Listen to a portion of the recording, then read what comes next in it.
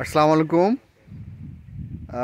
আজকে আমরা এসেছি ফরিদপুরের মধ্যে দর্শনীয় স্থানে একটি জায়গা, প্রাচীনতম একটি জায়গা, অনেক পুরাতন একটি জায়গা, ঈশান গোপালপুর জমিদার বাড়ি। আপনারা যেটা দেখতে পাচ্ছেন সেটা হলো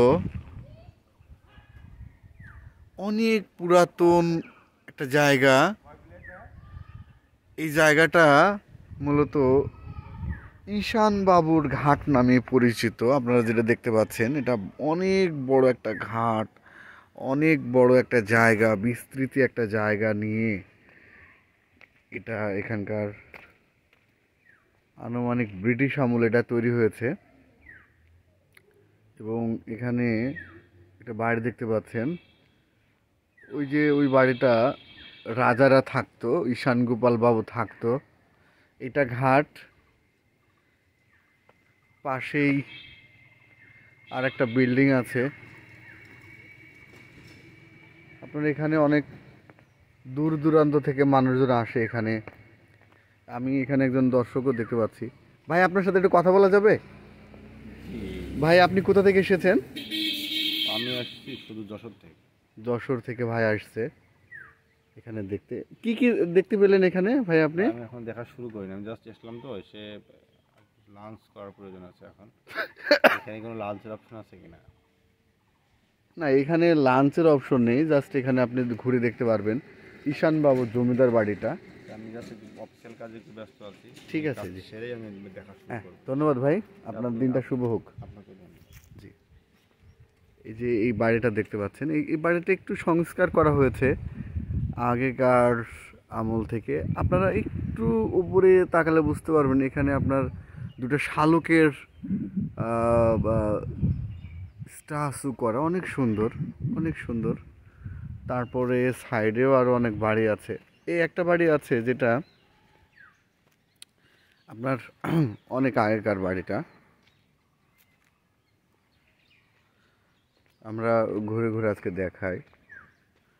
ওইখানে একটা মন্দির আছে, মন্দির আরাধনা করার জন্য। এই একটা বাড়ি, এটা অনেক আগেকার বাড়ি, এখানে রাজাদের বাড়ি।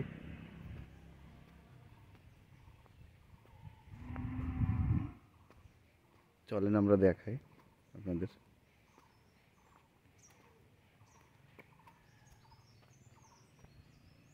ঈশান গোপালপুর রাজাদের বাড়ি বলে যে কেউ নিয়ে আসবে। এটা মূলত ফরিদপুর থেকে 10 কিলোমিটার ভিতরে ক্ষীরোদ ভবন। এটা 1342 খ্রিস্টাব্দে এটা এটা স্থাপিত হয়েছে। এটা অনেক আগেকার, 1342, মানে এটা অনেক আগেকার একটা জায়গা, প্রাচীনতম একটা জায়গা। আপনারা যেটা দেখতে পাচ্ছেন বাড়িটা। তারপরে এই সাইডে দারুণ একটা জায়গা আছে খেলার টাইপের।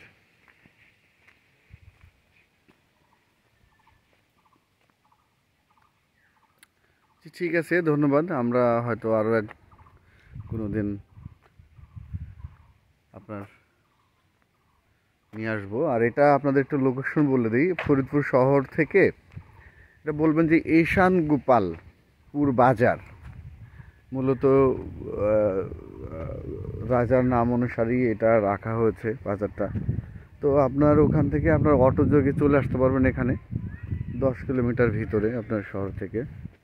পুকুর দেখতে পাচ্ছেন, অনেক বড় পুকুর, সানঘাট বাঁধা বড় পুকুর। যারা আগন্তুক আসে তারা এখানে গোসল করে। ওই যে আপনারা যে ভাইকে দেখলেন উনি দেখতেছে ঘুরে ঘুরে। ঠিক আছে, আমরা আরও অন্য একদিন আপনাদের অন্য একটা দর্শনীয় স্থানে নিয়ে যাব। ধন্যবাদ।